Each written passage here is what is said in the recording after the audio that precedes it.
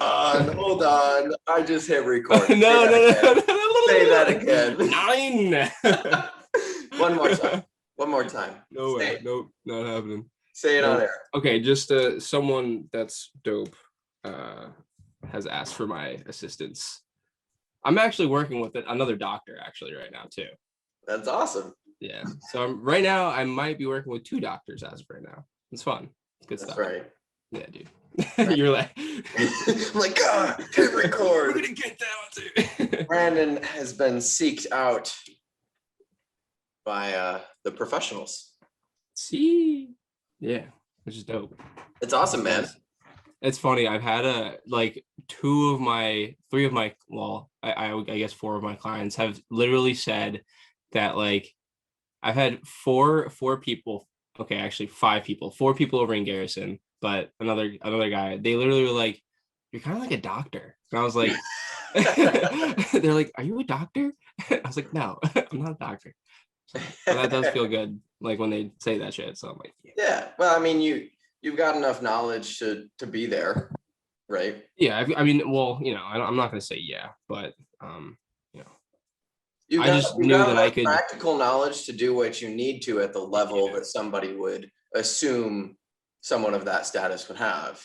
Yeah. Whether that means you encompass all of the information that they know or not within your particular field, you are well versed enough to be compared.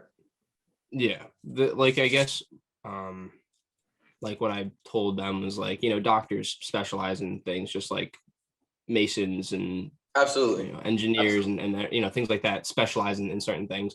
And it's like we've already talked about this like 1,000 times. Like everyone puts them on a pedestal, and I think the knowledge might be a little overinflated, or the suspected knowledge might be a little bit overinflated in doctors specifically, Yeah.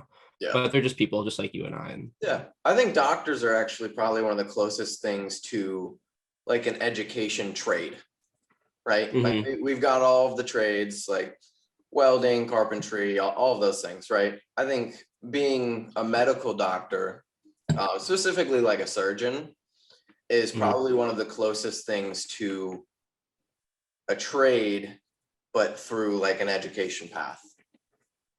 Yeah, we're like body mechanics. Right. Yeah.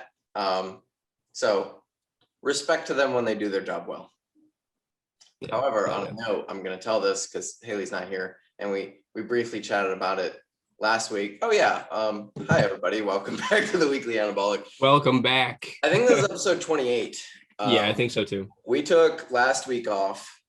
We actually got on we got on and started the Zoom call, and then we decided we just kind of wanted to chat.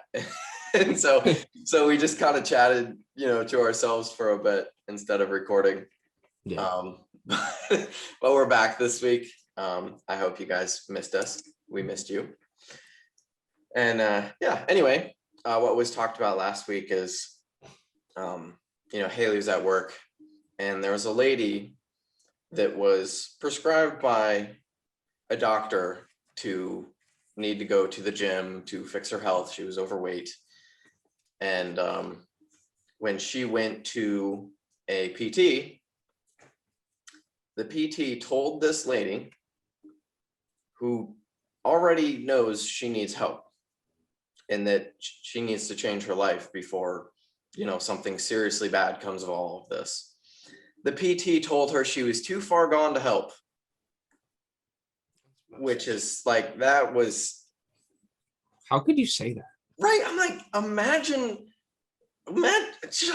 God, like that just is so... The first thing I say is, don't believe your doctor. Honestly, like, especially when I have someone come to me and they're like in shambles. I'm like, well, not even like in shambles, but they like tell me that they've got like degenerative disease. I'm like, it's called aging. Right. It's called getting older. Yeah. Yeah. Part of it. But yeah. And like the crazy thing is this specific facility. So where I train at HealthWorks is where this lady was first sent. That facility, it's got PT, it's got a whole cardiac rehab center in it. It's got a whole aquatic center, so you could do like water aerobics. It's got an entire free nutrition counseling center in it. Mm-hmm. Yeah. And they just told the lady she was too far gone. You're shit out of luck. I would love to see what this lady looked like too. I'm like, are you kidding me? And Like, like I had this conversation with Haley. I'm like, those clients are the ones where like the smallest adjustments can make the biggest impact. yeah. Like getting the lady to just walk a little bit more can Mhm. just like have huge dividends for her. Yeah. And so like, man, I don't know how people, specifically people that do this in their profession, can just like give up on somebody like that. Like you chose this profession to help people. Like it's your job. Yeah. I almost find it like it's almost like maybe those people get too focused on the money and having to pay back shit, and it becomes too much like work. Like I really enjoy having the freedom to practice what I want and Yeah. to train the way I want, to train my clients the way I want, and like I said, practice the way I like to practice. And when you go through like 4 more years of schooling and you kind of get cookie cuttered and you have all these methods that were taught to you and you're kind of just like everyone else that's right next to you, and you graduate and everyone else has the same cap on as you know um it's really, you get like sucked into that atmosphere of like, this is all I know right now. And it's so that's how I can honestly see how someone could say there's no hope for you, because maybe they really did think that there was no hope for that person because they were told, or maybe somewhere along the line they learned and believed that if they ran across someone like that they would be shot out of luck. Yeah. That certain people in certain circumstances can't make it. I especially Yeah. after working with Preston, I have really kind of like, I have a new appreciation for how strong the body is. Definitely. Yeah. Yeah. Preston has come a super long way. I love seeing your videos you put up of him. It's incredible. Yeah, that's Yeah. awesome. Because I remember we talked about how he was doing a super long time ago. And like when he first ever got up out of a chair, I remember you told me and you were super excited about it. Yeah, dude. He like got up to show you something. Yeah, man.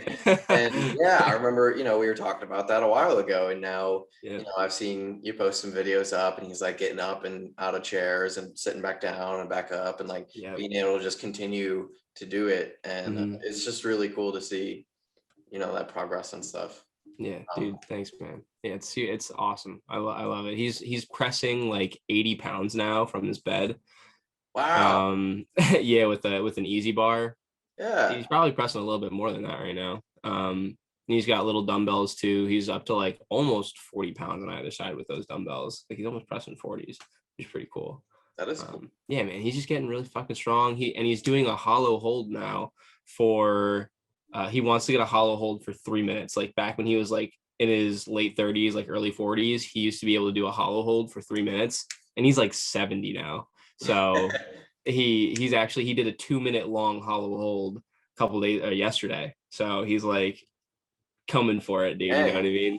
That's like another big goal of him for him. So yeah, he's doing like paused squats now too. So he's like establishing a decent amount of strength in the bottom position and owning that position. Now it's really just kind of like, now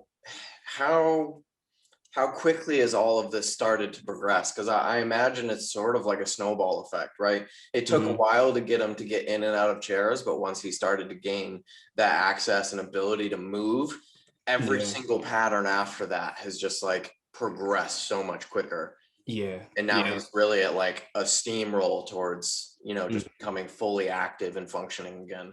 Yeah. Preston was literally like the stiffest person you could probably imagine, and like he wasn't like stiff and like totally anatomically correct. He was like stiff in all of the wrong like ways. He was definitely kind of like contorted a little bit, like structurally manipulated for sure. You know what I mean? Like his toes and his ankles, his knees, he had obvious like structural like imbalances there for sure.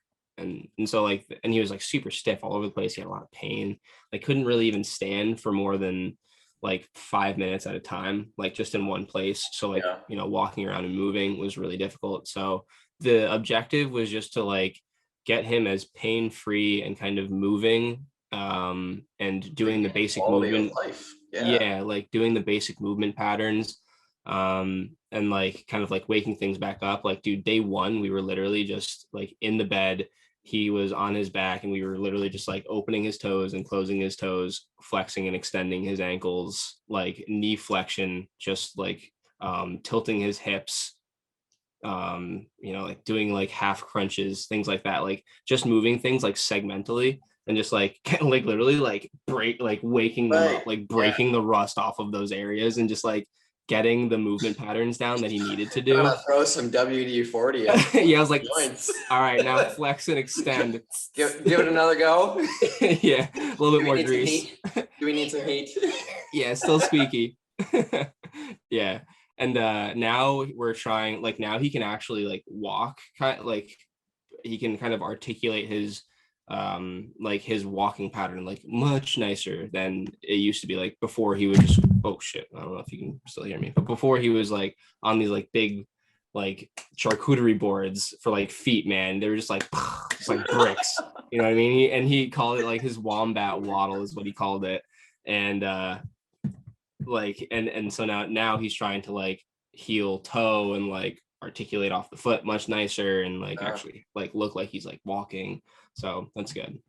He's definitely in good shape. He's definitely moving in the right direction. That's awesome. Yeah, the progression was really quick. You know what you should do? Just for everybody listening, Brandon and I are working on bringing up TikTok. Yeah, you should take like Preston's journey. I don't know how much you actually have recorded of Preston. I have like nothing, unfortunately. Okay. Yeah, I wish I had more, but yeah, it would be really cool to just like get a whole transformation of Preston's journey so far on the talk. Yeah, I agree. I should have some pictures of like Keith and Kevin and stuff like that, but Keith has lost a lot of weight and yeah, dude, it's fucking things are awesome right now. Things are good. Yeah, that's gotta feel good. It's like you're helping people so much, and it's not dollar driven. Mm-hmm. Right? Yeah, it's like so that I was just thinking that, man. Like it's not dollar driven. Mm-hmm. It's just in a really weird way. Like it's almost selfish reasons that like it feels really good to help these people. It does. Right? Yeah. Like you leave the house and you're like, that feels good. Mm-hmm. Yeah. Dude, it feels so good. Like so many things, I guess, like that I get from this job outside of the money. Like the fact that I get paid for it is just like even better. You know what I mean? It's the cherry on top, but it's not the whole milkshake. Exactly. Right? Like we're doing what we love and we're getting paid for it. Right. Yeah. Saturday. On that Saturday. Yeah, it's like we do what we love. And like when I see like Preston literally get out of his chair and he's just like smiles like ear to ear, I'm like, damn, that I'm like, how you doing, Preston? He's like, amazing. It's like that feels good. Or when they are like feeling drained at the beginning of the workout and then towards the end they're just like, now I have like so much more life in me for some reason. Like you would think I'd be tired, but like I just have so much more energy. Yeah. Right. Yeah. And dude, it makes me feel so good. It's like, it's definitely really nice knowing that whatever we're doing is definitely, paying off and it's returning back to us and we're able to see these things kind of like grow. Yeah, definitely very cool. One of my favorite things, like I coach very different client base than you do. A lot of my clients are in like their 20s. Mm-hmm. I know, it's so crazy. I didn't think I would be here right now, man. This is not what I thought. But you enjoy it, Yeah. You just like you mold it into the culture that you kind of teach and you love it, right? Yeah. But like the one thing that I always look forward to hearing, and pretty much every single client that I work with, is after like a week, 2 weeks, I generally get a message that goes, I have so much more energy now and I feel so much better. Mm-hmm. And mostly because of like food changes, right? Yeah. You just clean up the diet a certain way and people are like, I have so much more energy now and I just feel so much better throughout the day. And it's just like, it's just really nice to feel like you're making a difference. Yeah, it's very rewarding. Right. And like I'm so like, I'm sure like with your job, like when something's broken and then it gets fixed, it's like, oh, cool. Like, yeah, it got fixed. You know what I mean? There's almost no, which is why I've been pushing so hard to like leave my, my job that from an outside perspective seems like a perfect gig, right?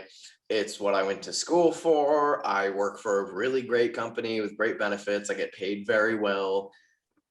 And, I do my job, right? That's the ideal model of what life is supposed to look like, right? Yeah. You go to school, you graduate college, you get a big job, you make money, you retire, you go and you die, right? And Yep. but there's nothing about my job that's rewarding or makes me want to explore further in what I'm doing. Like,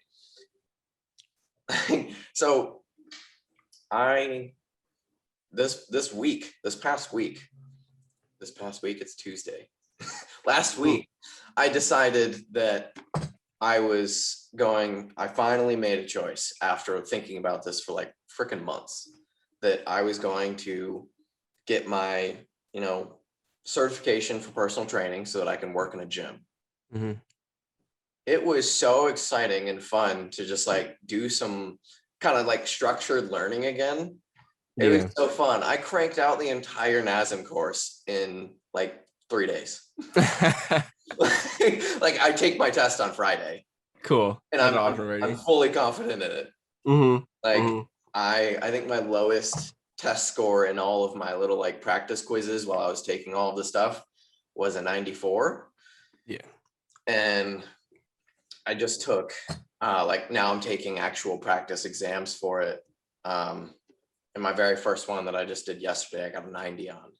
And passing is a 70. Good shit. So I'm like, it's just so fun. It was so fun to like do some learn some things, like kind of confirm some other things that I had done. I disagreed with a handful of things in there. There's a couple things that I think are outdated or just the wrong approach. Yeah. But either way, still a super interesting perspective. It was fun. It was exciting. It made me want to like actually, do stuff again. And now I'm super excited to like get into a gym and train people and that kind of stuff. Yeah, dude. I haven't been like this excited about like career advancement probably ever. Yeah, Right? dude. Like, Crazy I'm time. so excited for this. That's awesome, Brady. It's really like in terms of pay, it could totally be a step back from what I get paid now, but I said it could be. And off the bat, I will say that. But dude, from what I'm understanding though, it like right now, dude. Yeah. Weird. Yeah. So like if you look at just numbers, this seems like it'll be at like a step back in my life. Like if you Googled it, yeah. If you Googled what Brady's pay is right now, and then you Googled like personal trainer salary, you'd be like, oh shit. Like, what the fuck are you doing? But I also know that like my hustle is just like, I'll have no problem making the money if I want to. Right? Like I'm not someone who I don't even think 40 hours a week is a lot of time. And I know a lot of people that think that that's brutal. Right? Like I have no problem working like 80-hour weeks. Yeah. I do that already anyway. Yeah. But this advancement for, personal training in the gym is really almost like I don't even see it as a step back. I kind of see it as like a side step that's going to allow me to actually like progress way forward. And it opens up so many other opportunities for me. Because now if I wanted to, like, I can now move anywhere and go, okay, I can find a job in a gym. I now have that kind of notch in my belt that gives people, a sense of security of trying to hire me as an online coach. I still do my online coaching stuff. So like, it just opens up this opportunity where at first it doesn't seem like it really makes sense because when you're chasing the almighty dollar, you never really want to go backwards. But really in terms of career and my own quality of life, this is really like a huge step up for me. Yeah. So I'm super, super psyched about it. But yeah, and like, this is what I do with a lot of things. I think on them for a really long time and try and weigh like all the pros and cons, right? So like I've been thinking about doing this for months now. And then I thought about it, and then, you know, I chatted with a handful of people about it, and then I decided it was the thing to do. And then I completed the entire thing in like a couple of days. I just grinded out everything. Yeah. It actually showed me, it took me 15 hours and 20 minutes to get through the entire thing. Wow. And yeah, but I was just like, this is what I want to do. I'm fully confident in my decision. 100% we're steamrolling through this, and we're getting it done. And then I got my CPR certification. Yeah. And I actually got to get that again. I got to brush back up on that. I mean, I hate certifications. No. I hate certifications. It's literally just a way to get more money. I get it holds the other people like somewhat accountable. Like literally certifications are good for the people that only want certifications. Yeah. If you can pull something from a class, like even the PSL1 class, like I knew that if I like hadn't taken the test, I would still be okay. And like, I'm not saying it's okay to like throw away like all that money that I spent on that course, but the knowledge that I got back from it, that was what I paid for. I didn't pay for a piece of paper. The piece of paper acknowledges the fact that I've learned what's inside of that course. And it's really kind of like up to the other people, I guess, to just like expect that I know it or trust me to know it. But, you know, technically speaking, you're paying for the knowledge. Like I got what I got out of it. People that just take these certifications, it's like, they need to know like your 3 sets of 12 or 2 sets of 15. It's like, or like if you're old and like what stretches to do for your low back, or if they have low back pain, or what can you and can't you do. It's like, you just like take those tests, you get your certification, and then you like use that stuff.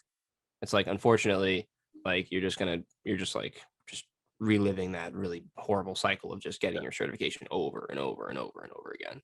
It's like, I'm reconsidering even getting my ACSM certification again, because it's like, I don't know, like I could, but I could also maybe go get something else. Like you had actually suggested, I think it was like J3 or something like that. Yeah, J3 University. Yeah, like that's just something like strict bodybuilding coaching. Yeah, like I might be very interested in that. Like that'd be really cool. But you know, that wouldn't really be accepted at like a box office. Thankfully. Right, exactly. So that's the complete reason why I got the certification in the first place.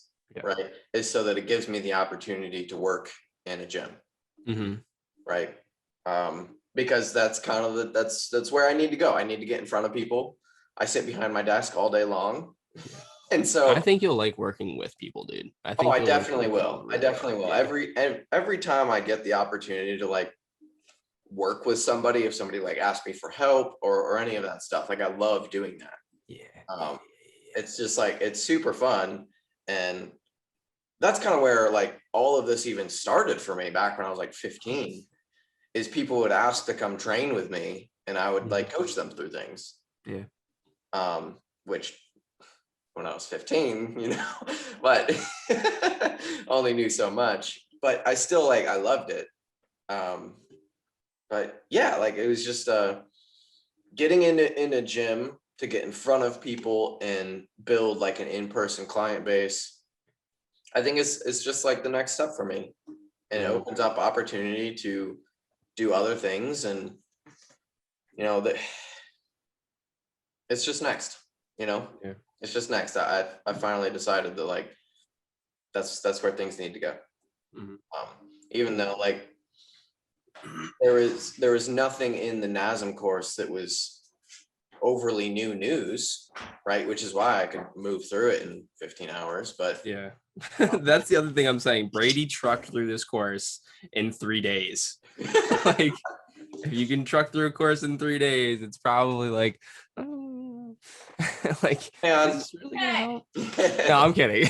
But you know what I'm saying. No, and like there was some good things in there. You know, it was kind of nice to refresh up on like some anatomy things and oh, okay, that stuff I love.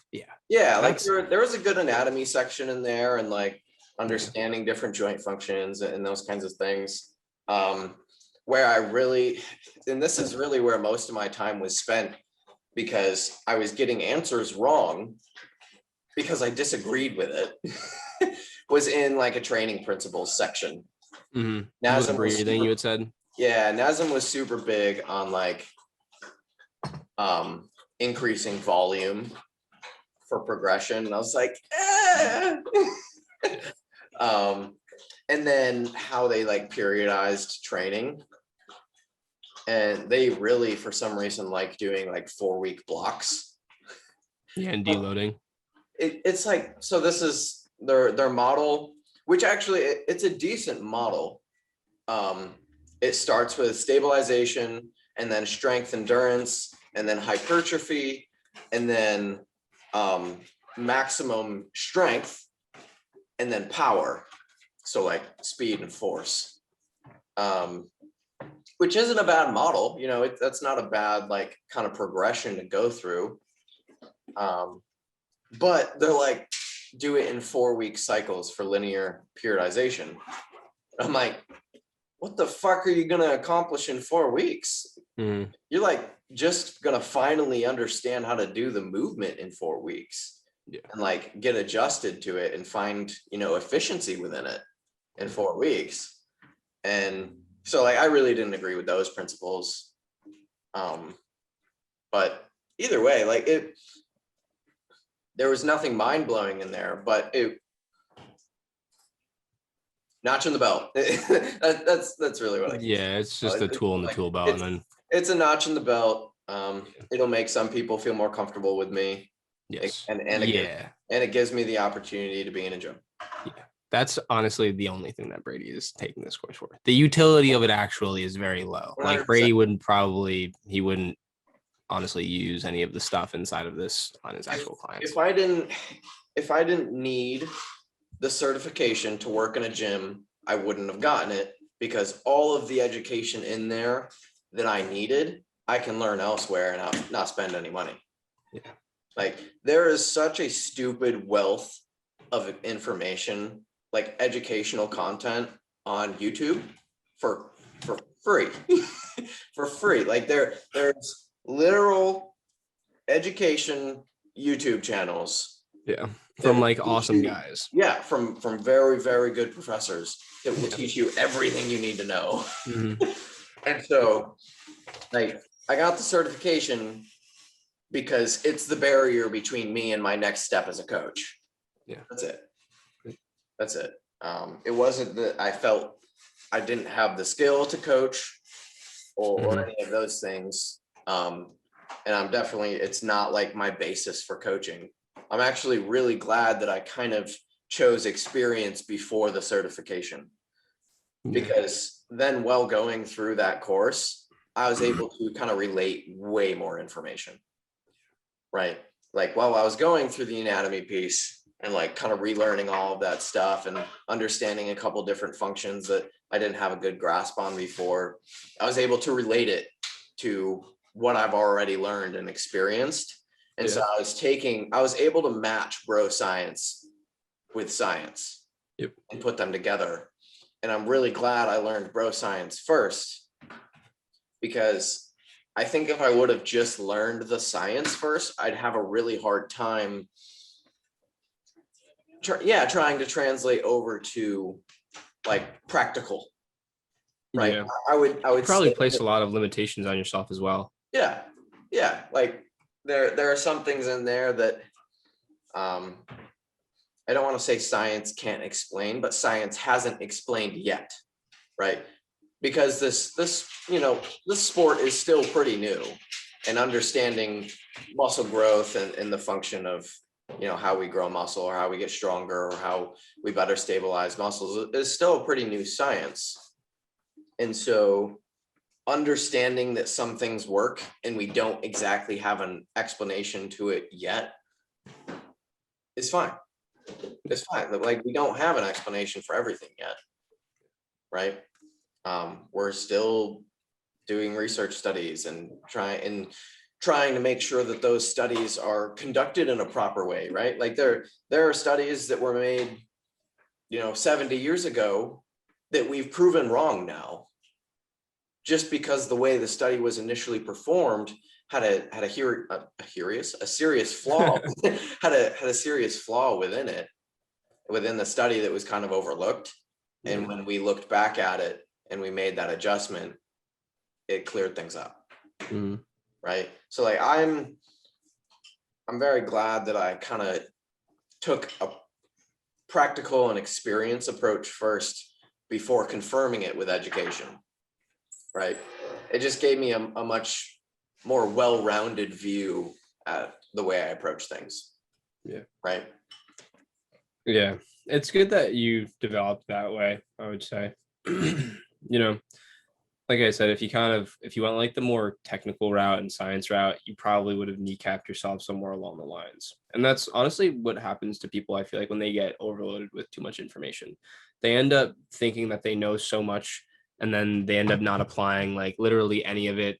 Or they get paralyzed by their overanalysis of the situation, and they end up doing things that they think are making a lot of sense, that is like upper level shit, that is like, yeah, like no one would ever think of doing this, which is like some like weird externally rotated like hip movement, you know what I mean?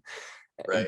But it's like the people that sit sideways on a leg press machine thinking they can look glute better. Yeah, exactly. Yeah. It's like, the application and like where it's going to take you towards your goal, they change when you take in more information.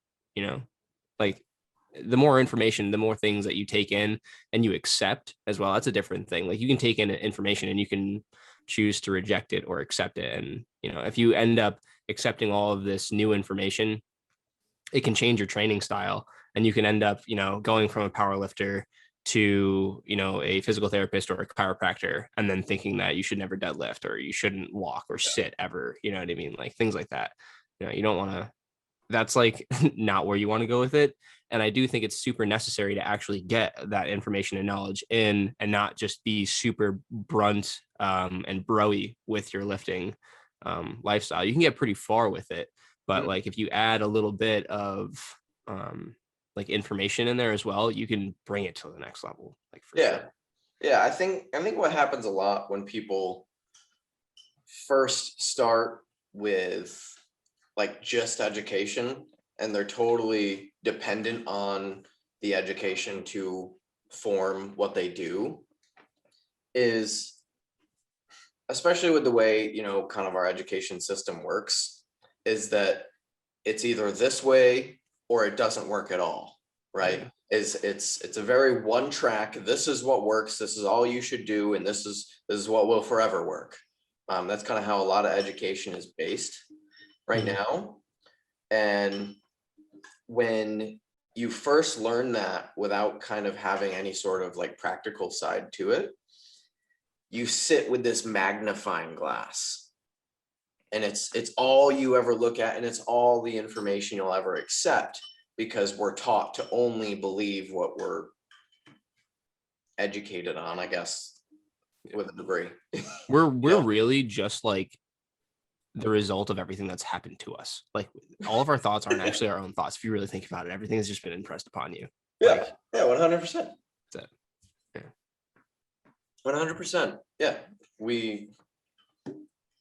We aren't exactly free thinkers, but yeah, so that's what's going on. I take my test on Friday. Good shit. I'm proud of you. Yeah. Yeah, it's gonna be fun. It's like you're gonna get, well, I mean, I'm not saying, but like you're gonna get like, I remember when I first started working with clients, like, like when you first get a job and like you gotta get like used to like all the new ropes that come with it, like I don't know. It's fun. It's fun like getting like hooking up calls and having orientations and going through your first session with someone. It's like, holy shit, it's like you're like getting to like learn someone new, and it's fun. Yeah, it's a good time. Yeah, I'm super excited for it. My plan is I'll probably just work like early morning shift, because I'm still working at Corning. Yeah. I'll probably work that 6 a.m. till 8 a.m. so that I can come home and then work. But, personal train clients in the morning and just kind of do that for a little while, maybe do some weekends. And then I'll eventually get to a point where I stop working. But when that situation arises and that's the demand, I'll make that choice. Yeah. But for right now, I think I'll probably just coach in the morning or Nice. train in the morning, I suppose. Shit, man. But yeah, so certified by the end of May. Woo! May. Let's go. And then hopefully hired by mid-June. Yes. That's the goal. Yes. Good shit, man. Yes. Yeah, man. Very excited. It's I crazy. made my resume yesterday. Did you? Yeah. It's fun. You posted it, didn't you? I mean, in the chat. I put gotta it check on it out. I didn't get to. Yeah, I know you were like a shirtless pic wouldn't really be that cool. That would be funny though. You should totally have like a mock one just to give it to him. That'd be funny. Yeah. Take a modeling shot. Yeah. Jacob, that was cool. Jacob, shout out to Jacob Westwing for getting all shreddy, right? Yeah, you look good. Mm-hmm. Yeah, that's cool. It is. I came out of nowhere. I was not expecting that. I was like, fancy photo shoot. Yeah. Where's my fancy photo? You got a photo shoot. Where's my photo shoot? I need a freaking photo shoot. I ain't got a photo shoot. I'm about to get fat. I gotta get this photo shoot in. Come on. Jesus. That's funny. I'm about to get fat. Before I get fat, come on. You're still photo shoot ready. Yeah, I know. The day you're actually fat will be scary. Yo, no lie. Kelsey called me fat. She was like, "You're getting fat." I was like, "Yes, yes." Call me fat. I keep telling you, when you move here, it's an instant 30 pounds. Dude, I know. I'm like, it's weird. This 150 life is weird, guys. I'm not gonna lie. Yeah. What total shift in mentality too. Yeah. Which most is the way? 150, 150.5. 150.5. You feel confident over 150 now? Yeah, I think so. Good. I do need to get my meals in check. We have a visitor at Brett's right now, so the fridge is currently like stacked, and all my Tupperware is actually commandeered right now by that person. So it's like, yeah, I've been like literally running off of like ramen, cream of wheat, protein powder. That's fucking it. That's it. Yeah, and like nuts. Like that's it. Oh my god. Yeah. Yeah. Funny. Yeah. I got a new client yesterday. Oh my god. I know, and I think I have like three to like literally like 5 more clients that I might be taking on, and I think that's all I'm done. I think I'm done. Yeah, you're gonna have to like close doors for a bit. I have no more. Yeah, I really don't have room now. It's crazy, like out of the fucking nowhere. You'll have to figure out how to scale. Yeah, I know. I'm honestly, I know. I literally just had this thought, like, who's going to like continue this like when I leave? You know what I mean? Like, I can't just like leave all these guys unless they want to go online. But and I need someone that I can trust that has like our mentality. You know what I mean? I think that's also what's going to like separate like a facility, like if we ever have one or if we have like our own facilities, is definitely going to be like the staff that we hire and kind of like educate with. And the basis of knowledge that is staffed. Yeah, exactly. Yeah. Yeah, it's crazy, man. I'm up to like now like probably over 20 clients now between online and personal. Yeah, it's nuts. I'm doing like 25 hours of sessions now a week. Damn. Shit.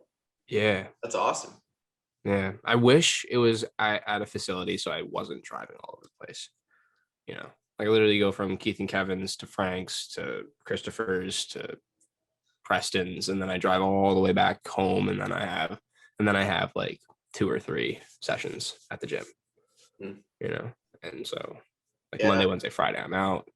That's why my schedule is so hectic right now. And I've got these like small single sessions from the gym now that are like popping up here and there. Right. And like, thankfully, I guess I had like a session planned at like 12:30 or something. And I forgot. And they texted me. They're like, "Oh, I got to reschedule." And I was like, "Oh, all good." No worries. Yeah. Me too. I was really expecting to, yeah, all good. Oh, dang. Yeah. So, yeah, man, it's great. It is great. I'm not complaining. No, I mean, no. It's not that. It's you got to look at these things from a business perspective, right? Like how do you continue to increase the value of your time? Yeah. Right. And figuring out how to scale business is just part of it, right? Yep. Exactly. Because ultimately you want to help more people. Yeah. But you're limited on your hours in the day. Mm-hmm. And so how do you get better use of the hours within your day? And driving around all over the place isn't really it. Yeah, it's not that great on gas or my car. What you could work on doing, random spitball idea here, is like you could work on setting up like virtual sessions. Yeah. Right.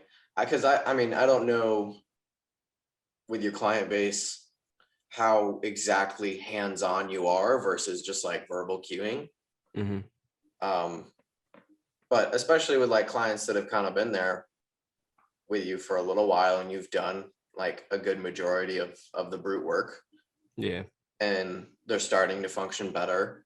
Like maybe you can move them to virtual sessions and then you can give them a better rate and save yourself a lot of time, which is technically giving you a better rate. Yeah. Right. It's saving you money. Well, I guess making you more money and saving them money if they're capable of moving to like a virtual session. Yeah. Right. And then you can move. Yeah. Right. You can move and still have your client base, and like you don't have to try and find somebody to replace you, which at that point you just hire them. Right. Like you're now going to work for me. Yeah. That was like kind of like what I was thinking earlier. I was like, if the clients keep rolling in, I don't want to just put them off, but at the same time, I'm really selfish right now. Like I honestly, like, no lie, Brady, I wouldn't trust anyone outside of like you or Nick Gloff working with a client. I really would not trust anyone else. Right. Yeah, exactly. And that's why, I pitch just going virtual and seeing if you can, like, especially with, you're still there. And so you can start to work with them and show them like how you can run virtual sessions, like even in person.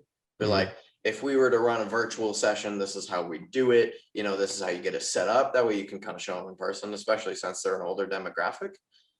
Right. And then you can feel comfortable doing what you have to do and, them still being there and all that stuff. Yeah. So yeah, I mean, scaling is tricky, but yeah, it's either you find a way to save your time by changing the way you coach and train, or you hire somebody to do the work for you. And I completely understand not trusting anybody to do the work that you do, especially in this field, right? Like, and so much of this is like you've built a huge rapport with them. Yeah. Right. Like they work with you because you're you. Just throwing a random person in the mix in this case doesn't really work because they're so committed to you. Right. Your clients love you. You tell me, dude, you tell me about it all the time and what they try and do for you. Yeah.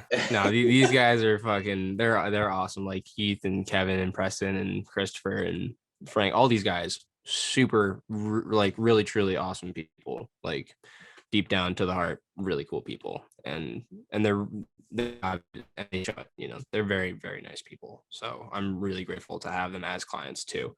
I don't have like this, crazy gang of like snobby people.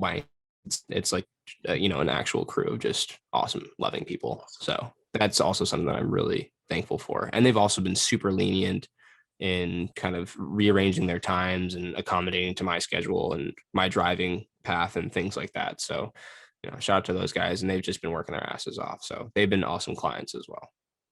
Yeah. And so that's another difficult part about deciding to hire somebody. Yeah. And then aside from all of that, all of the things that take part from a business side with hiring somebody. Yeah, and the other thing, like, I don't want to be like that boss that is like this is how you're going to train them. You know what I mean? Like, I want the trainer to have their like express themselves in their own programming. Right. But at the same time, I just don't trust anyone's programming right now. Like, I would almost take someone on, like, and like have them intern with me, kind of a thing, just so I can like see, like maybe give them a client to see what they would do, kind of a thing. Or I don't even know how that works. Not there yet, guys. Not there yet. Not quite a feasible business opportunity yet. Yeah, not yet. One day, sure. But currently, one day for sure. Probably better to just build your own systems and find ways to scale by yourself for right now. Yeah, like, it's been a really cool ride from like day one, like when I first started this stuff, not knowing what I'm doing, to like fast forward now, I think 2 years now. I still don't know what the fuck I'm doing, but I'm much farther than I was before, and that's like kind of super funny, just like thinking about it. It's like the entire time you don't really know what you're doing, but you're just kind of taking steps in the general direction. Yeah. And then you look back, you're like, whoa, I made it like, pretty look far. at all. Yeah, exactly. You just keep like laying those individual bricks, and the path is just made. You make your own path. Yep. You have no idea what's going on, but you just keep moving. Yeah, keep moving forward. Meet the Robinses was right. Yep. Just keep moving forward. That's right. Yeah. Brandon, we've talked a lot about business and career opportunities and advancements in personal life. Let's talk about the gym a little bit. All right. I actually have something for you, maybe. Oh, okay. All right. So I had a client yesterday, right? And she basically just wants to lose weight, get a little bit more confident, in her body and things like that. And yesterday I brought her through an orientation, and then we went through like, 2 preparatory movements, and we got through a hammer chest press. And like when we were doing the hammer chest press, and mind you, she wants to like lose weight, and she's telling me like she's all these Instagram girls doing all these like booty band workouts and the ropes and like the lateral lunges with the ladder, and she's like, like those girls do it, like I want to do that, you know what I mean, like because I'm gonna get like them. And then like we're downstairs and we're doing the chest press, she's like, I don't understand how this is gonna get me skinny, and I'm like trying to instill like this pattern, or like these like different mentalities into her, same kind of a person that was like yeah, like this guy on Instagram, like his name was like Spicy Venom or something, or like whatever. He was like, he told me that doing like low rep ranges does a certain something, and doing high rep ranges will like cut, and like things like that. Like, I don't even know what the question in particular is, but when someone comes to you like that, what exactly would you tell them? Or what is the circuitry that you're trying to pull out of them, and then what are you trying to rewire with them? Well, honestly, in the first place, I would probably discuss the facade that is social media. Probably the first thing that I would talk about is the fact that those people that are on Instagram and look like that don't look like that because of their workouts. They've always generally had that natural shape to them. Almost always that's the case, because those workouts are generally inefficient for the majority of the public. So that's the first part, is I would just like make it aware and try and work into the client that social media is not what it shows to be. There's a whole life that happens behind the curtain of social media. So that's the first part, is it's really, it has nothing to do with trying to get them to be like gung-ho about a certain workout style or anything like that, because this person clearly has a belief in social media that needs to be changed first, because they're going to spend a whole lot more time on social media than they are with you. And so if they don't start perceiving social media differently, they're always going to be fighting whatever you tell them. Every time. Because if they believe social media even 51% and they believe you 49, social media wins it every time. Yep. It's in front of their face all the time. Right. So that would be the biggest change for the client that I would first start with, is it would be more of a lifestyle change and approach. And getting them to recognize exactly, that social media isn't all that it seems to be. After that, I think there is benefit to allowing a client to do something that they enjoy. So I would not allow an entire workout to be based around booty bands. But if they want to finish out a workout with booty bands because it makes them feel good and they think that it's going to work for them, allow them to have that emotional like enjoyment of their session. Take them through what's actually going to help them, and then say, okay, what do you want to do? Let's pick one workout that you're going to enjoy, because you want to try it, or you think that it's it's going to help you in one way or another, and we can do it and talk about it. And then they might do it and go, this is shit. Right? Or they might do it and they enjoy it, and that's perfectly fine, even if it's not again, we've talked about optimal programs before. And even if it's not an optimal exercise, right? Like doing lateral steps with a booty band isn't an optimal exercise, but if it's something that someone enjoys and they feel good about it, they're going to get a lot more out of it than just like, you must do squats only and lunges, right? Yeah. Like you can't, it's not boot camp.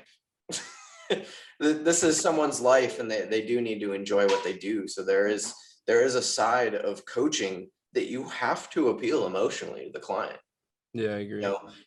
You want to program what's going to take them to, along their journey, but you also have to find a way to appeal to their side of things so that they enjoy it. Because over the long haul, a client enjoying it and becoming intrinsically motivated to do their exercises because they know they're going to get to do something that they want to do, that's going to like boost their adherence to whatever plan they're doing far above and beyond what results they might get if they do an optimal program for 8 weeks, right? Because they won't make it to the end of that 8 weeks if they don't enjoy it. And there's very few people that will do and follow a fitness plan that they hate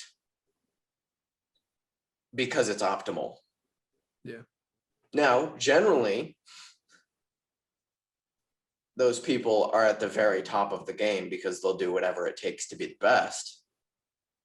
But this is lifestyle, man. We aren't coaching Olympians, right?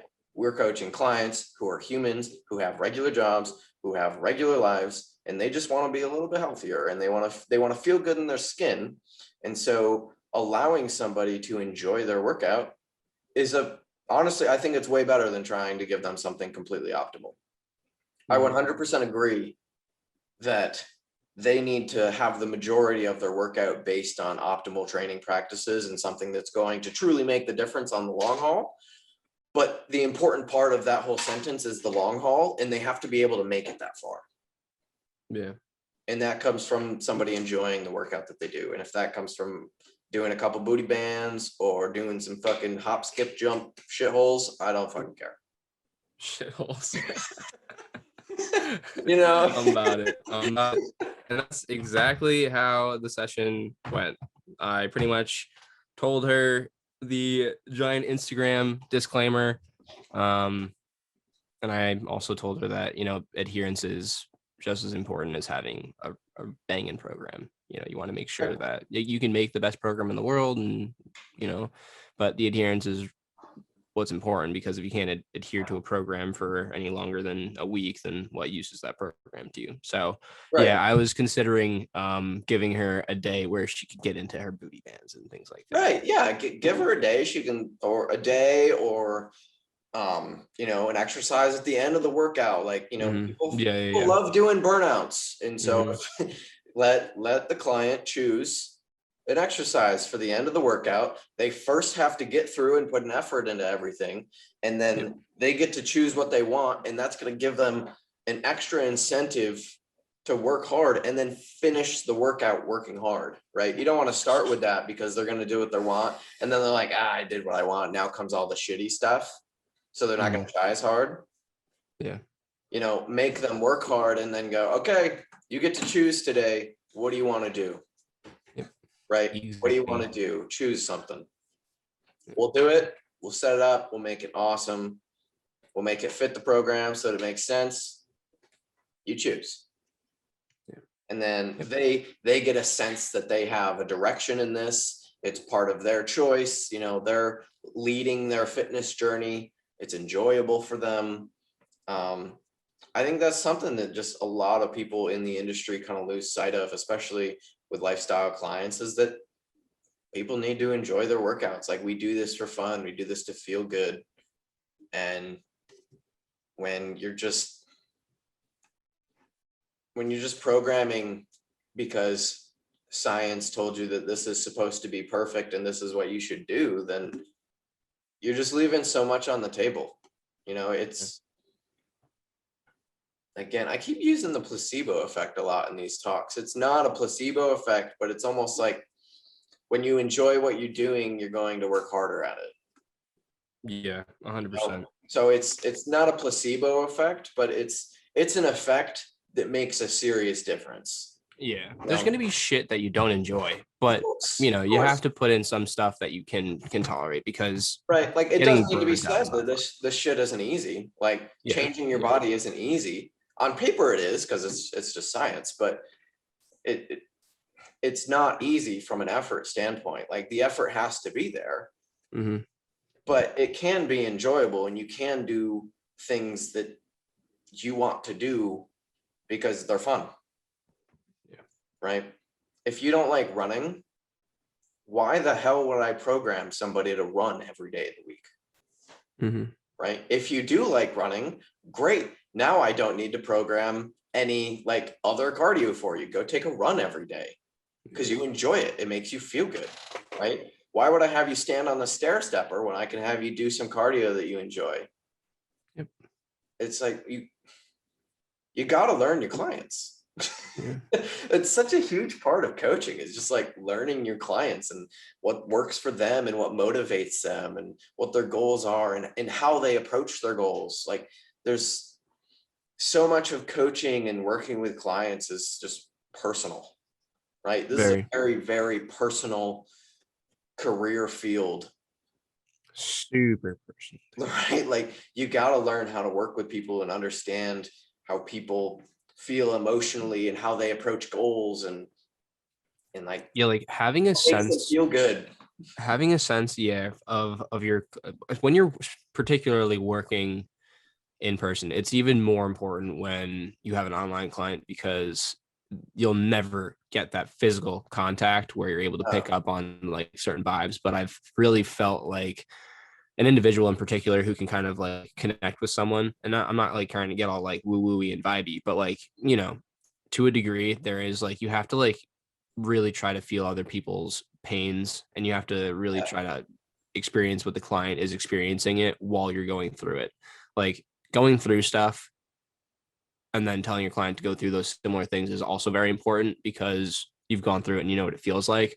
But at the same time, you have to understand that like they're them. And if you put them exactly through what you've done, they're going to feel a little bit different. So you have to like kind of pick up on those vibes. Or if they have like injuries and things like that, like they're going to feel a certain type of way. So you should always try to like address and feel exactly what they're experiencing. So like always asking them exactly where they feel their pain, how they feel it, when they feel it, like things like that. Like connecting with your like there's so much more than just 3 sets of 10, you know what I mean? And moving something from point A to point B like crap. You know, you have to really get on that personal level. Sometimes like I'm even there now, like with Preston, and I'm not saying that this is outside of my practice, but it's probably a little bit outside of my practice. But I do like a small amount of like at the end of my session, I'll do like some sort of like therapy, I guess. There Yeah. would be, you know, like whether it's Theragun or even right now, really all I'm doing is just like a very like loose massage where I just apply traction like somewhere or even just like kind of like pressing and moving a joint. Like I'm doing So like within our scope of practice is myofascial, like rolling and stuff. Like yeah, like that's like I don't think you're far out of practice listen, for that. yeah, like if all I'm doing is literally just applying traction to like skin tissue. That's it. Right. And it's just like that's really it. So long story short, Preston, this is another. I don't know if I fucking told you this, dude. So when Preston would do his RDLs from the back, you could see this like bound up like mass of tissue, Really? right? It just looked like his trap and his rhomboid like was just like you know just like super tight, right? And it was Yeah. tonally, it was very very tight. And it, you know, I was like using the Theragun. I've been using the Theragun on him for a long time. And then like a month ago, I just decided to start using my hands so I could feel what was going on a little bit better. So basically all I was doing was just like kind of like sitting. So like, you know, like the spine, and then he had like this really big piece of tissue, like right off the side of his spine, like his erector was just Yeah. like a mini mountain. So I like placed my hand like on that spot, and I've you know I'm pretty familiar with the body and things, and I've watched a few things, and so I knew that if I just kind of like loosely pressed there, things would kind of like loosen up a little bit. And Right. so I just like kind of like left my hand there, and then I was just like, okay, I'm just gonna like allow a little bit of traction. So I just kind of like pulled the superficial tissue just like Right. away from the midline of the body. And I was like super slow, and he was just breathing, and the tissue was moving. So I was like, okay, like I'm just gonna keep doing this. And dude, like his fucking lump is gone. It's crazy, That's nuts. It's gone. It looks just like the other side. wow. Insane. Yeah. I mean, Yeah. you're not marketing yourself as, No. you Yeah. know, Yeah. Yeah. a massage therapist or anything like that. Like I don't think you're out of scope for that. Um, like it's not a practice you're being paid extra for. You know, it's Mhm. just it's a technique you're using in combination with the exercises. Yeah. I There's don't no I don't adjustments. think There's you're out no of scope. aggressive movements. Right. Yeah. Um, but real quick, going back to Yeah. like Sorry about that. appealing to, you know, the emotional side and understanding clients, that's another piece for kind of why I preach experience before education. Is like if you just solely ran for education and you just like got through, got your degree, got the certification, and we're like, okay, I'm a coach now. You don't get it. You don't get it. You don't know how to relate to these people, right? You haven't Mhm. done it. Like you on paper, you can see what an RDL looks like and go, oh, you're doing it wrong. But if you haven't RDL'd and like actually worked through an RDL and the different skill barriers of it, you're not going to be able to actually, you know, fine tune somebody because you have no idea what skill barrier they're facing by the different things that are showing up. Yeah. Right? Like there does come a point where you have to experience things before you can actually go ahead and coach someone through it. Mhm. Otherwise, you're just throwing fucking cues at a wall, Yeah. right? You're throwing shit at the wall and seeing what sticks, Yeah. right? And hoping that something sticks, because that's what a book said. And most times, the things in the book aren't, you know, very true to what's actually happening for a lot of people, you know. There, And yeah. There really isn't too much. The only time my book smarts has ever helped me is just explaining things. It's never like Right. telling someone that they're like why I'm doing something, and then me being like, well, the Golgi tendon apparatus can sense changes in speed and force, so Right. I gotta tell it to relax. They're like, all right. I'm like, all right. Thanks. Yeah, and I'm like, Right. Like okay. they don't care. Yeah. They don't care. Honestly, people really don't care how smart you are. Yeah. They want you to make change for them. Yeah, That's and it. they are happy that you're smart though. Don't get me wrong. Don't get me Well, wrong. they're I've had a they're lot of happy. people. They're, they're they're happy when you know what you're talking about and Yeah. that you can display that you are competent, Mhm. but really they care that they get changed. Yeah. Like they want results. That's people care about results, and that's what it's about. It's like for That was everyone. the other thing I was explaining to my client before, because she was having those issues, like just kind of like detaching herself from certain exercises and the goal. I was like, if you don't care how you get from A to B, then it doesn't. Then we can do these things, and it's okay. Like as long as you get to B, you know what I mean. As long as you make it, that's Right. what really matters. It doesn't really how you make it. If you want to do it that way, it's going to take you a little bit longer. But you do it this way, it might take you a little bit shorter of a time. But you got to find the happy medium. Right. But you right. Yeah. Crazy. Yeah, crazy but fun. Yeah. Yeah. What's your best thing, worst thing from this week? Best thing, I saw Kelsey, and Good. it was her mom's birthday. Dude, Oh, yeah, nice. I've been just mobile. Yeah. Yeah. I have yeah. On the move. I have been. Yep. Did I pull 315 this week or last week? Last week? That was probably the best thing, unless it was the week before. But nah. I Pretty think sure it was last that was just before last Tuesday. I think you pulled it last Monday. Monday. Yeah, so that was good. Yeah, that was really dope. I'm gonna pull 315 again today. Obviously, I'm gonna shoot for 5. Yeah. Yeah. So today's a workout day. I got my rest in. The Nice. worst thing I for sure was going to bed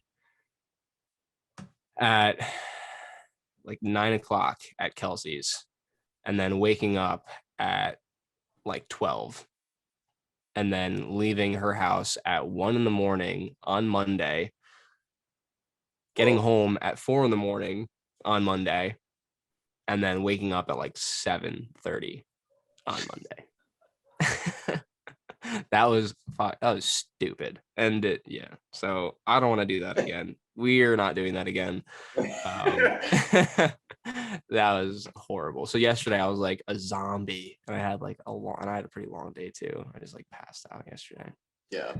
So yeah, but pulled 315.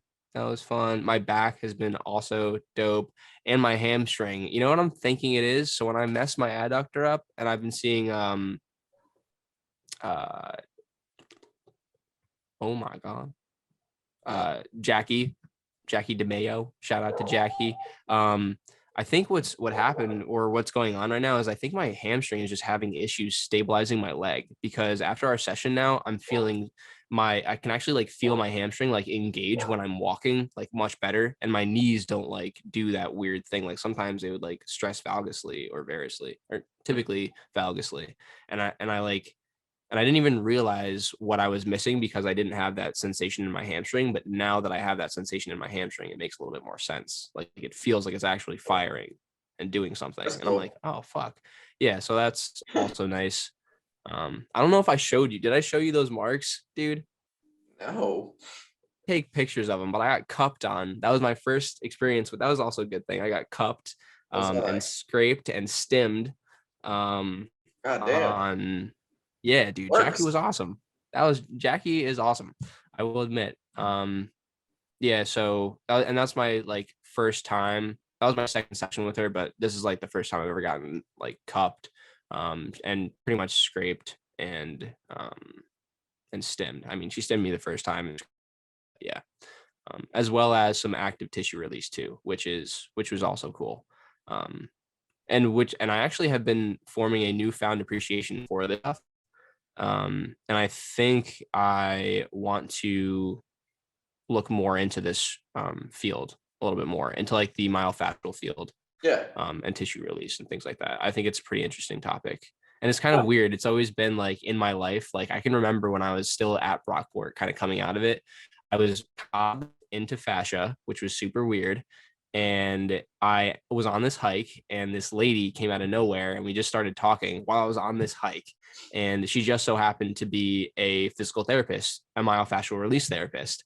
And she gave me this link to this doctor that was like on the new scope, or like he was like on this like new hunch with fascia, because there were no like live models of fascia. All the models of fascia that we have are in cadavers and stuff like that. But fascia, the tissue of fascia, when it's dead, unfortunately, or in a cadaver. Oh, are we gone? No, we're good. Oh, okay. All right. Sorry. The WhatsApp thing just like popped up for some reason. Oh. But fascia is really, really weird. I don't know if you've ever like looked at fascia, but imagine like one main band of like a little like spindle of fascia, and then you can have like another piece of fascia like coming off of that. And but it's really weird because you can have the end of that fascia line be connected to another piece of fascia, but then the top line can just move along the top line of fascia. Like it's so weird. Fascia is just, it's so fucking weird. But it's pretty much just water. It's like predominantly water. So in a cadaver, it's not hydrated, so it doesn't move as elastically, and it doesn't go back to where it was and things like that. But I remember this lady like sent me a link to this doctor he was like a French doctor. I think his name was like Jean-Claude like Gimberto or something, unless that was like a history, unless that was like, that could also be like a history teacher in like fifth grade, or like some like explorer from fifth grade that's just shunting into my brain right now.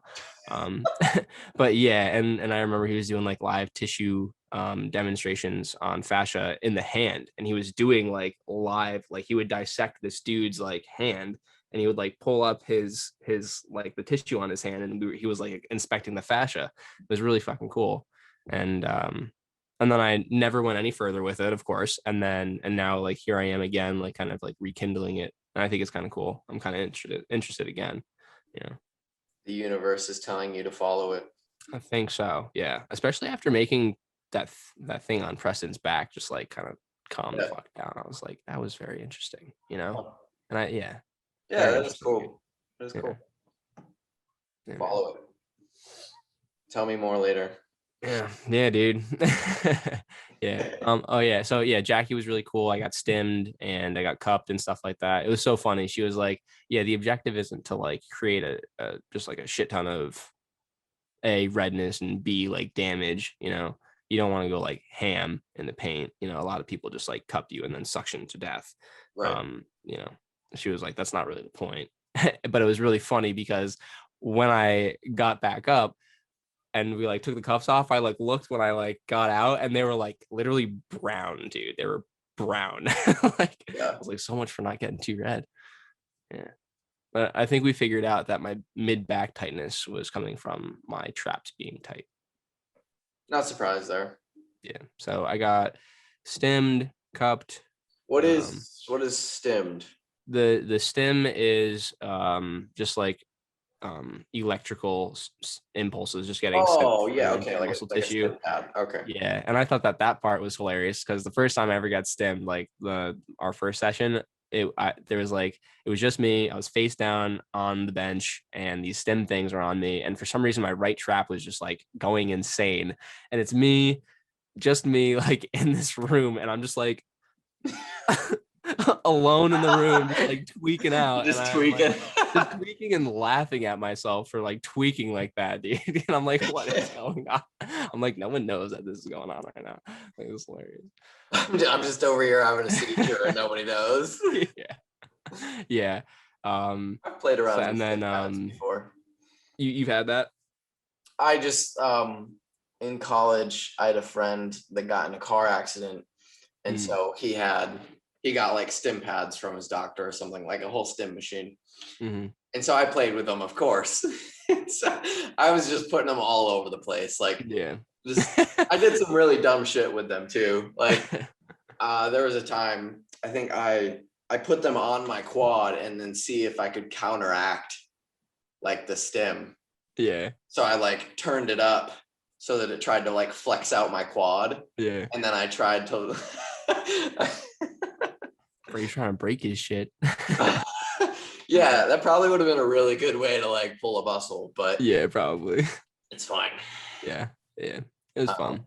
It was a good time. Also, you know, I put it all over. Like I did my back and my lats, and I did my arms and my hand and everything. It was fucking awesome. That's cool. Yeah. It was fun. Not recommending it though. Yes. Do as I say, not as I do. Not recommending it. Yes. Probably a good way to get hurt. Also, when right on the package it says "do not put on your face," don't put it on your face. Obviously, Brady did. I definitely tried it.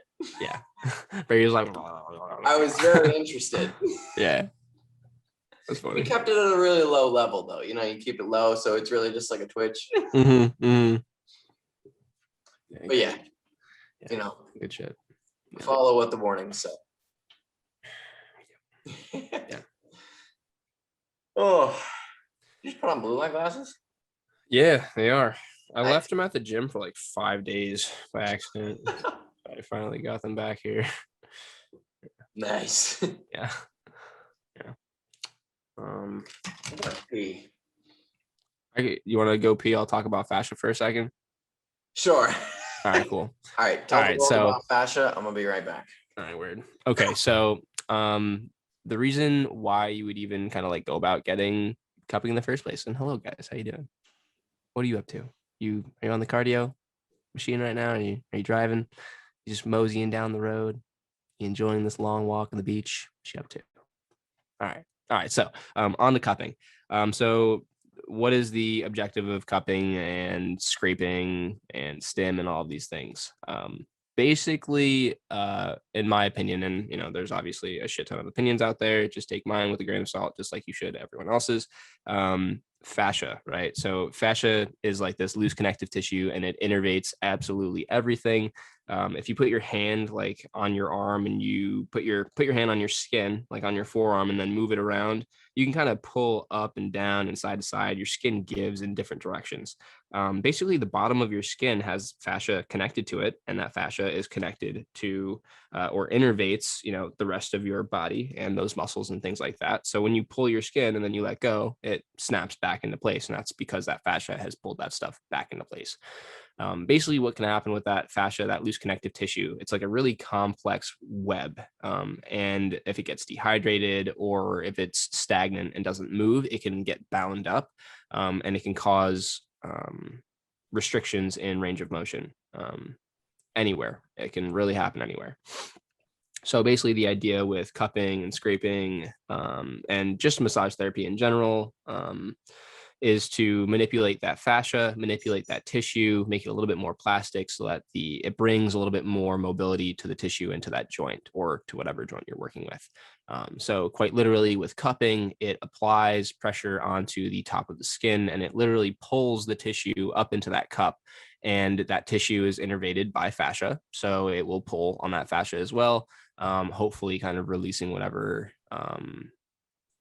tight areas that you have. Same thing with scraping and just massage therapy in general. All of that stuff is kind of manipulating that fascia in hopes to release the bound up areas in that tissue. And that is good timing. That's pretty much that. I feel like I nailed that. I want to clip that. I'll clip it for you. Thank you. Yeah. Yeah. Sick, man. What was that? That was that. Quick question about fascia for you, actually. Cool. Why would you use one mode over another? Like, Ooh. why would you scrape first cup? Yeah. So like I had said, like they're all just different modalities. And from what I'm understanding, So the fascia obviously innervates the tissue pretty deep, and fascia also kind of like segments the muscle bundles as well. So it separates the like muscle tissue as well. Like your IT band actually like folds over the or under the lateralis to separate your quad from your hamstring. Like it literally is like these separate compartments of fascia, right? If you could imagine those compartments of muscle and then fascia innervating those muscle bundles and then those little like individual fibers, like the fascia goes super deep. It's a huge web. It's super complex. So you can have fascia that's superficial and you can have fascia that's fairly deep. And as I was explaining before, you can have that, like if you put your hand on your skin and then you pull it up and then it kind of like snaps back down, that is the superficial fascia kind of pulling that skin back. But that fascia, mind you, is also innervated fairly deep. It's connected to tissue that's really deep as well. So when you do scraping and things like that, that's going to be primarily for superficial fascia, the fascia that's on the top, or something that's a little bit more surface level, that you can kind of manipulate. So people who have suffered like from like scar tissue damage and like things like that, and that fascia or that connective tissue is like bound up and scarred superficially, grafting is pretty nice at getting to that stuff. And then with the cupping, which is kind of interesting, is when you put the cup on, it will suction cup onto that muscle, so on that portion of the muscle, and it pulls the muscle up into the cup. And again, just like you would kind of be like manipulating your fascia if you were to pull up on your arm, it pulls the fascia that's like a little bit deeper in that tissue. And then if you could imagine applying like stim to that as well, now you are having that tissue move in that pulled section. So it's kind of like pulling the fascia in different directions. I've heard that to really get, any usefulness out of cupping, you have to take the muscle through its range of motion. Yeah, and kind of move it. I've seen a bit more recently people actually doing cupping while exercising. Yeah, I could totally see that. Yeah. So and stim does a fairly similar thing, I guess, because it just tells the tissue to fire. Right. Yeah. And if you think about it, all of those individual bundles are innervated by fascia. So when one thing fires, it's pulling that fascia with it.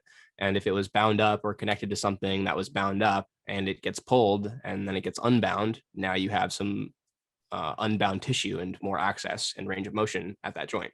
Right. And that was like kind of what I was telling everyone before, was like that's kind of the overall goal with all this stuff, is just kind of to release those bound up areas of fascia that are really connected. And yeah, it's pretty cool stuff. That's why I thought it was like so interesting, and I've run into a couple clients that had frozen shoulders, and frozen shoulders are actually a little bit different.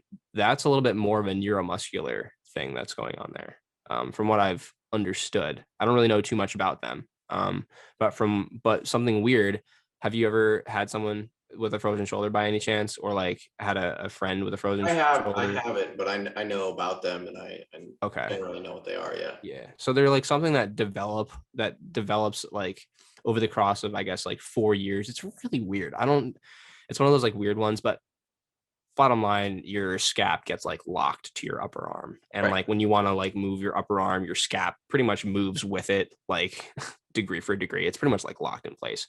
And but this weird thing, I don't really know if it's exactly true because I haven't seen it. It's kind of hard for me to like look a video up of this in particular. But apparently, if you were to knock someone out with a frozen shoulder, their frozen shoulder isn't frozen anymore after they get put under anesthesia, which is interesting. That's a neuromuscular thing.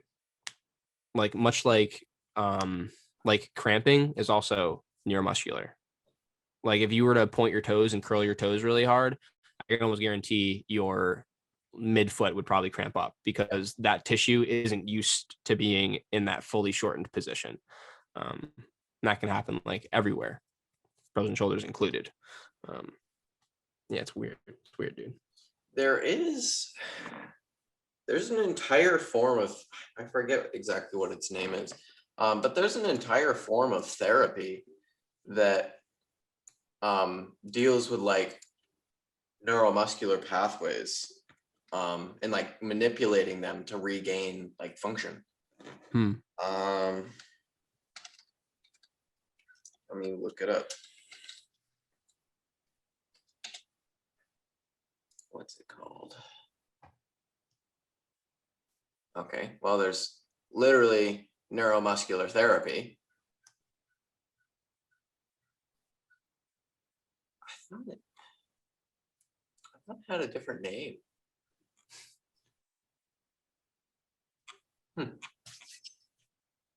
Maybe not. But either way, that's a whole thing. And it's probably what is done to actually free up frozen shoulder. Yeah. You know what works ironically for, oh, I'm sorry. Yeah, go ahead. Yeah, I was just gonna say, and like I've heard of frozen shoulder isn't actually hard to fix. You just have to go get the right therapy for it. Yeah. I think that's what it is. I had a client with, I have 3 clients that have had frozen shoulders. 2 of them completely fine. 1 of them fucked up and also mentally as well, messed up because they, and I guess the way that they intervened with their shoulder different. The 2 people that are fine, ironically enough, intervened with a similar modality, and the person that's messed up intervened with surgery. And they apparently cleaned up shop, and they messed her shoulder up pretty hard, I'm guessing. She also told me that the way that she was talking to me, she also talked to me as if like it was pretty much like her shoulder is messed up forever. She's gonna die with that shoulder, like kind of a thing. You know what I mean? And I was trying to tell her, I was like, listen, like things might be able to change. Like, you never know, like, you know, just give things time, be patient. Don't just say no right off the bat, right? Because you never know, something might happen. There might be a little shimmer of light and we might be able to send that super far. You know, happen with Preston, it can happen with you. Like, that's literally what I'm saying to everyone now. I'm like, no for an answer. Like, don't take that. Like, you can honestly do whatever you want. And then the other 2 that healed their frozen shoulder, myofascial release. Yep. Yeah, that's what I've heard is frozen shoulder isn't actually hard to get rid of. Just most people don't understand that it's just a simple therapy. Yeah. Right. Yep. I mean, and that's so unfortunate. There's so many types of therapy. Like I just found a new one, which I think is interesting. It sounds a little bit gimmicky, but I can kind of believe it. It's called craniosacral therapy, and it's basically just like playing with the central nervous system and relieving tension in your central nervous system to help you feel better. Okay. Which I actually, from my own experience, can believe. You know, it does sound a little bit gimmicky, but I can believe it because I've done it. I've been through it. I didn't know that's what it was called at the time, but I've been through central nervous system manipulation to, you know, fix my own issues. Is that chiro related? No, this actually happened in the athletic training office at Breckport. Oh, what do they do? I had to do a couple, I mean, it's been a while, but I had to do a couple different movements and move some certain ways while they pressed on certain things. And basically it's not massage, but it was almost massage-like where they manipulated certain sections of my central nervous system, I'm assuming, while I was moving certain things. And it just kind of released the area. That's what fixed like my whole fucking almost paralysis that was going on because of my pinched nerve through my back. Is they played with that, and then it fucking put me to sleep. Put you to sleep? Oh yeah, about 30 minutes after that therapy, I'd knock out for like 3 hours. What? Yeah, it was crazy. What would she do, or he do? What do you mean? Like, what did they do to you? They just played with my fucking central nervous system. That was it. What did they literally do to you? Like, where did they did they pinch you? Did they push? Did they like? They pushed on things. So I remember, I'll try and go through some of the movements, but like I would have to do certain things with my neck and like look certain ways, and then I would have to sit here and like open up this way and open up this way, and then do a couple different things with my legs. And then like twist a certain way and then elevate my arm and then tilt my head a certain, like it was I had to go through so many different movements, and then they would like press on certain areas. Yeah. And like press and like massage around a little bit, and then hold, and then move to the next point, and move to the next point, move to the next point. And by the end of it, I was like, oh, I feel good. And then I'd go home and I would pass the fuck out. Yeah.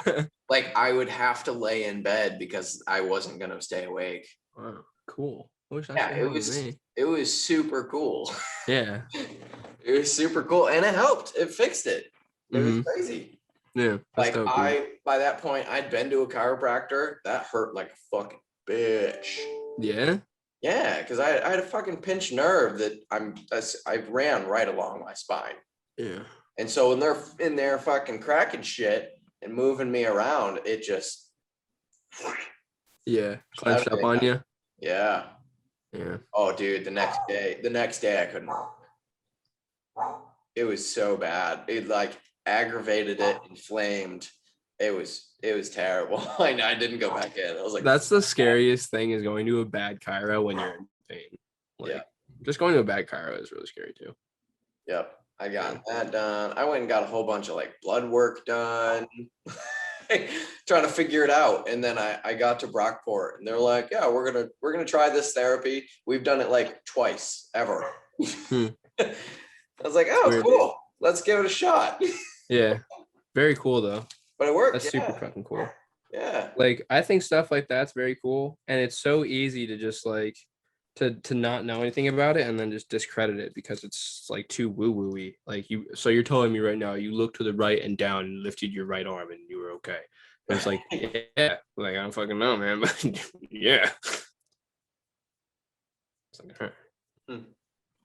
Yeah. It was cool. Very, very cool. Lots of very interesting things out there that we don't really know. Yeah, I'd say. Yeah, the body's pretty fucking crazy. Like, a lot of things that we don't know are connected that are connected. Yeah.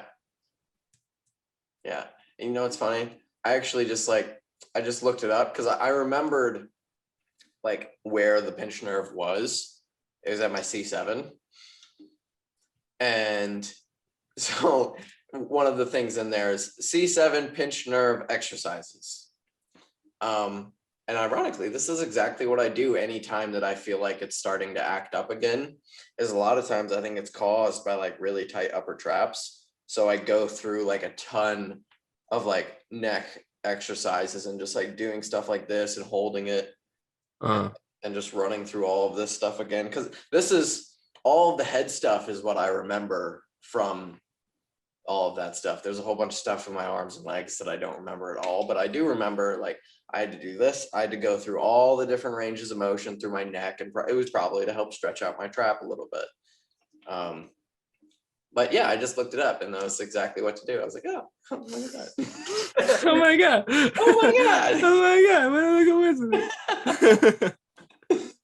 That's funny. But yeah, it was cool. It was a very, very cool experience at school. Nice. So yeah, kudos to the Brockport ATs. Hell yeah. Very good on education there. Yeah. Same.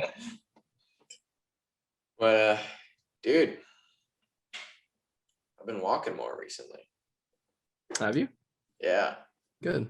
Yeah, I've been like actually focused on getting my steps in. When you mentioned like your hamstring thing with walking, after I finish my walks, my hamstring just like pulses for like a good 10 minutes. I'll sit down after I walk because I'll walk for like 6,000 steps. Okay. So you're out for like an hour? Yeah, I'm out for like an hour, just like walking. And so I'll come back home and sit down and my hamstrings will just like pulse. It's so weird. I haven't had that happen to me before. It feels so weird. But oh well, it's fun. Yeah. But I think it's making a big difference. Yeah. Yeah. That's good. Yeah. Just in how you're feeling. Yeah, how I'm feeling. Body comp is changing with it, which has been good. Yeah, yeah, things are rolling along, man. Yeah, man. Dude. I told Instagram yesterday, I was like, I'm gonna take a break from Instagramming. I'd recognized that I had posted every single workout that I've done for almost a year and a half now. I'm like, I need a break. Little deload. What's Like, it to you, man? Yeah, I'm like, I'm really enjoying my training right now, and I kind of just want to just enjoy my training Yeah. and like be fully in my own session for a little while. Like, I'm very confident in my movement patterns and what I'm doing, so I don't really need to use it as like a, training footage to review anymore. And so I kind of just want to enjoy my training, be in the moment, and just like fully zone in for a session without feeling like, am I going to be in anybody's way while I'm recording this? Any of that stuff. So honestly, pretty psyched about that, to just like train for a bit. It'll be fun. Good. Yeah, but I might come back eventually. I'll be on the talk for a little bit. Yeah, man. Take advantage of the talk. Taking advantage of the talk. See what we can do. Yeah. Making some moves. Yep. Hell yeah. I think I'm gonna, I don't know, film me making my pre-workout today, just because it's really random. I'm just gonna put up the most random stuff. But yeah, if you're watching this and you're on the talk, follow me on the talk. Yeet. Brady _Thistle. Hey. Yeah, I don't even know what my name is. I think it's probably Capo Roth. It's Capo Roth. Yeah. Holy shamboli. I actually just posted a YouTube video that I thought I posted a while ago, and I completely forgot that I didn't hit like next.